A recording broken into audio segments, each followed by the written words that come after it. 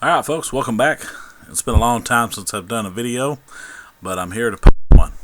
I have some students that's wanting me to do some limiting reactant problems, and I told them I would, so here I am. If you notice, my computer is a whole lot different than it was before. I'm running Crunch Bang Linux instead of Ubuntu. It's really awesome. If you get some time, you might want to check it out. So, yes, a miniature T83 Plus. Alright, but anyway guys, let's go ahead and get started with the real reason why we're here. So, alright, now, here's a problem that I'm going to work. It's the one that we did in class, and I'm going to try to explain it again, maybe a little bit clearer, maybe a little bit slower, maybe a little bit more detailed, and hopefully this will help those of you that are struggling. So, but don't worry, if you're wondering if you can ever see this calculator or not, don't worry, I will make it larger as we go on when it needs to be larger, but we're not going to need it for quite some time. Alright, let's go ahead and look at this problem. It says, how many grams of potassium chloride, which is KCl, are produced from 2.5 grams of K, which is potassium, and 1.00 grams of chlorine, which is Cl2. Alright, so we've got some given information that we're going to have to organize. Now, I've told my students that the balanced equation is key in helping you set up your information. So, it just gives you a place to store it, to organize it, and to really, make it quick reference and everything. So, I encourage you that if they've given it to you on a test or on a problem that it's really small, to rewrite that equation and mark it up so you can, keep track of your information. Alright, so what I've done is I've taken this equation and written it, quite large for myself. And I'm ready to organize this information. So, remember in word problems, organization of your data is probably the most important things in helping you solve it. Alright, here it says how many grams of KCl. Well, notice that it says how many here. What I usually tell my students to do is underline what's asking you the question. And the question that's being asked here is how many grams. Okay, so I'm just going to underline how many. How many grams of KCl. Now, once I underline that, how many is a number. For example, how many cookies would you like? 3. How many shirts do you have? 3. How many pairs of socks do you have? 3.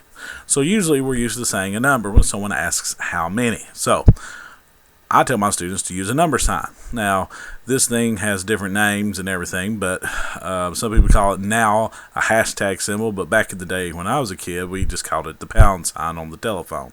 But anyway, right here, we mark it up. We make a hashtag out of this. So there's a hashtag symbol from how many.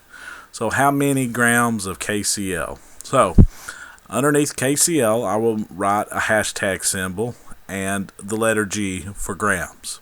Now, as soon as I write grams, I'm going to have to calculate something that is known as molar mass. Now remember, the molar mass is calculated from the formula itself, from the KCl.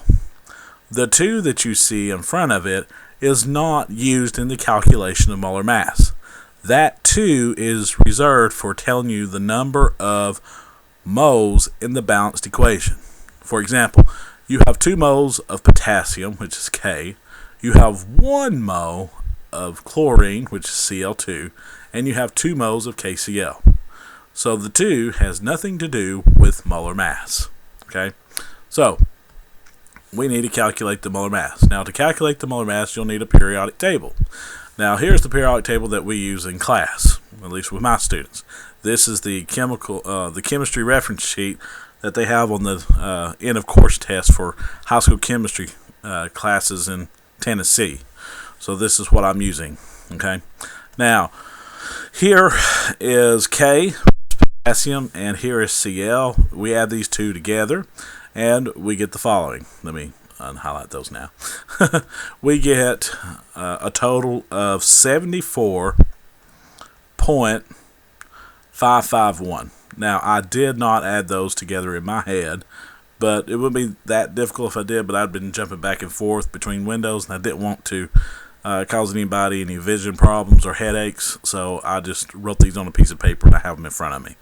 Alright, so I now have 3 numbers. Now if I've got these 3 numbers, I'm good. I'm done writing all of this information here that I possibly can. Sometimes you may have more, sometimes you may have less. If you would have had moles here, there would be no need to calculate molar mass here. But this one is now completed. So what I'm going to do is I'm going to put a box around this because there's nothing else in the word problem that goes with this product. Okay, so I'll put a box around it. Now I'll go back and read my question. How many grams of KCl are produced from 2.5 grams of K? Well, let's label that information on K. We have 2, whoops, I forgot that I didn't have my brush on. We have 2.50 grams of K. Now we need the molar mass of K. The molar mass of K is 39.98. Now that number I probably can memorize, but I'll be careful and look at the sheet of paper to make sure I don't make any mistakes. 39.098 grams. Okay. Now I've got 3 numbers, and there's nothing else mentioned about K in this problem, so I'm done with this one. So I'm going to put a box around it. Boy, I love these colors. Okay. Boom. Okay. Now I'm ready to take this other reactant. Okay. So here we go. I also have 1.00 grams of CO2. I need to record that. Let's use a different color. I have 1.00 grams of CO2. So, therefore, I need the molar mass of CO2. Now, the molar mass of CO2 is 70.906.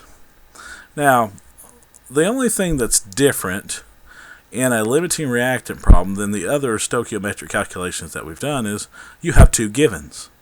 Okay, notice the blue box and the purple box. Purple rain, purple rain. Yes, I went that way with Prince, so sorry. But anyway, I would have to basically do 2 4-step equations. Now remember that grams to grams is a 4-step, there I need my brush, is a 4-step problem. They're all 4 steps.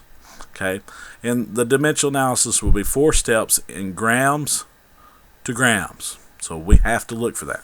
Now, all we have to do is go from reactant 1 to the products one time, and we get an answer, and we do the reactant 2 to the products, and we get a second answer, and then we'll have to pick between those. So, all right, so we've got our information organized. We've done everything that we possibly can. We've got the 2.50 grams of potassium right here. We've got the 1.0 grams of Cl2 organized as well. Its molar masses. We're ready to get started. So let's go ahead and just get this one done. Okay. All right. So we're going to go from grams of K, which is grams of potassium, to grams of KCl. All right. So let's get started. Let's record our information. We are given 2.50 grams of K. All right. The given will always be placed above 1. So the only thing that will ever be written under your given is the number 1. It will never have any units or anything. Okay, it'll just be a single unit on top and a number over 1. So the given over 1, given over 1, given over 1, given over 1. All right, sounded creepy, so I'll stop. All right, next we will write the units diagonally. Now, we are going to write the units without a number associated with it whatsoever. We just need these numbers, these right here, to appear down in this bottom here. Okay, so let's make them appear. Okay, grams of K will be written down here. Now, I've told my students that as soon as they write down their first set of units without a number, they're allowed to look in the box that they were starting with. Okay, we are now allowed to look in here. Now, in this box, we have used the 2.50 grams of K. That's the only thing that we've used. Now, we're looking for a number to go here. So, between 2 numbers, the 39.98 grams per, which is the molar mass of potassium, and the 2 moles of potassium, which one is the most closely related to grams of potassium? Well, the only one is the 39.098. We're going to use that number here. Okay, so this is a molar mass number. So 39.098 0.98 grams of potassium is its molar mass. So up here you will write 1 mole of potassium. Now, this is true for all molar masses. As soon as you write the molar mass down, above it, you will have to write the 1 mole of it. Okay? So if the molar mass had been on top, you would have written 1 mole of it on the bottom, no matter what. Please keep track of your units. Your units will tell you how, well, will display and show you what will come next. Okay, we're done with this. Okay, now we don't have a set of units without a number, so don't look at the box yet. Don't look at the box, don't look at the box. All right, now let's go ahead and draw another vertical line and a fraction bar. Now we need units without a number. So look here, once again, what units do we have here? We have moles of K. Those will be written diagonally to the bottom. Moles of K. Now we have units without a number. We get to look in the box. Yay! Well, inside this box, we've used the 2.50 check. We've just used in the previous step the 39.098 grams. Check. There's only one number left in the box. The number that's left in the box is the 2. Now remember, what did I tell you this large coefficient stood for in front of K? It stood for what? You're right, moles. So this is 2 moles of K. We're going to write that number right here. So we have 2 moles of K. Now, what to do? We're done with this box. There's nothing left in there. Oh yeah, we're supposed to go to this other box, this product. All right. Now I've told my students as soon as they use this coefficient from the balanced equation, they are to immediately to go to the box that they're trying to find and use the other large coefficient, which in this case it's a 2. Okay, so we're going to use that 2 right now. Okay, so this 2 will appear. We have 2 moles. Whoa, we have 2 moles of KCl. Now, don't look in the box. Don't look in the box. Don't look in the box. We're going to keep going. Now, unit wise, whoops, KCl, KCl, because of that. Okay, don't look in the box. Don't look in the box. Don't look in the box. Now, what units must go here diagonally? Well, look, moles of KCl. They have to appear diagonally. Now, remember, you're writing units without a number. You're just wanting them to match. So, we have moles. Whoops. We have moles of KCl. Now, how many moles of KCl are here? 2, but we've used that there. There's no other number in this box to go here except 74.551 grams, but that's grams. Where does it go? Oh, we're looking for grams. Well, when this happens, this number, grams, will go on top. The reason why this 74.551 grams of KCl will be on top is because it is your molar mass, and it's in grams, and you're looking for grams. That's why it will appear on top. Okay? Now, since you know it's going to appear on top, that's going to be there. But remember, this is called molar mass. We need molar mass up here. But if it's molar mass, what number goes here in this blank then? You're right, 1 mole, because it's molar mass. The molar mass is always 1 mole like we discussed earlier. Alright, let's punch this into our calculator. Now this is when we need a little bit larger of a calculator, don't we? So let's make our calculator a little bit bigger than what it is. Okay, see, look at this, making it grow. Yay, calculator's growing. Oh, sorry, I put a blue dot on my screen. Alright, so let's go ahead and use the calculator. We have 2.50, I know it's cool to have one of these, times 2 times 74.551 divided by, now I've got 2, now notice I just did all multiplication here because I got 3 numbers on the top, divided by, and I got 2 denominators, divided by 39.098. And I got another denominator, divided by also 2. Enter. I get 4.766931.812. I only need 3 sig figs, so the 4.7 6 will round to 4.77. So 4.77 grams of KCl. Okay, this is my answer. Because, look, you have 4.766931812. These are the three numbers that are important. But if you look to the right, the 6 will make that 6 round up. So it becomes a 7. That's why. Alright, so we're done with that calculation. Now what we must do is go from, get this, we got to go from grams of Cl2 to grams of KCl. That's just one of the things about a limiting reactant problem that you have to do. You have to basically work two problems before you can ever be done. So let's go ahead and do that.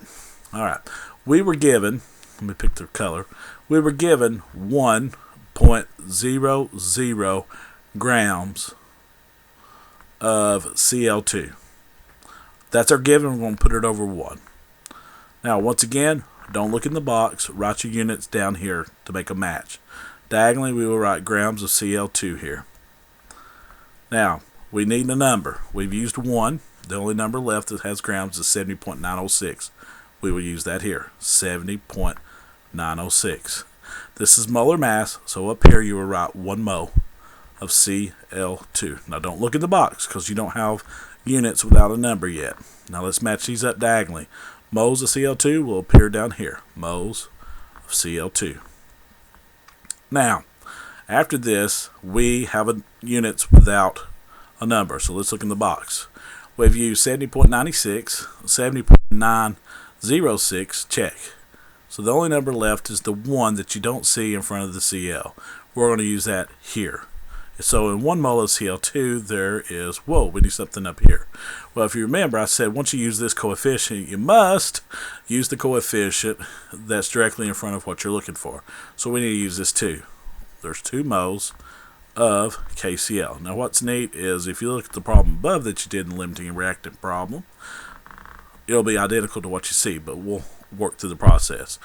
Now let's write units down here to make a match, so you'll have moles of KCl here. Now you have units without a number. Look in the box.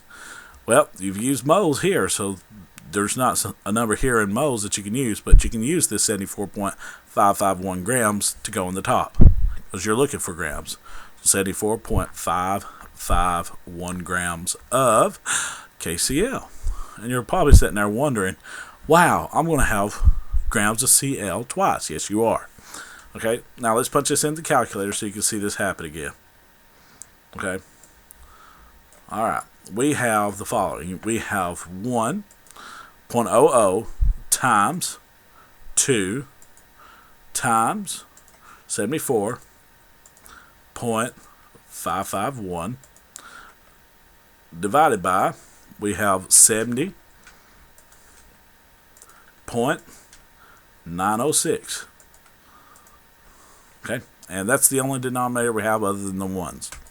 We end up getting 2.1028127174. With 3 sig figs, because that's how many sig figs are in 1.00, we will only keep 2.10. So we have 2.10 grams of KCl. We're done with this one. Now, if you're wanting to look back at the numbers again, I'll write it up here. You have 2.1028127174. So once again, the 3 most important numbers is the 2.110. However, the 2 that's right beside it's not big enough to change the 0 to a 1. So it stays 2.10 grams of KCl. Alright, we now have our 2 numbers that we need. So let's shrink down the calculator and get it out of the way. I could minimize it, but I don't. I usually just shrink it down. Alright, now in a limiting reactant problem, you will only keep your smallest number. This biggest number is always ignored.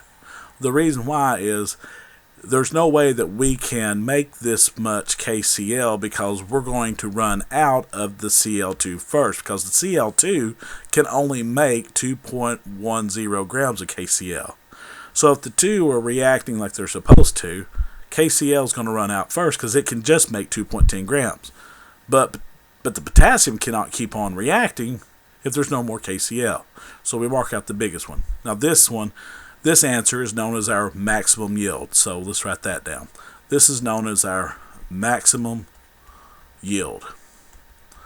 Now, both of these are theoretical yields as well because they're done on paper. They were not done in a lab environment, so they're theoretical.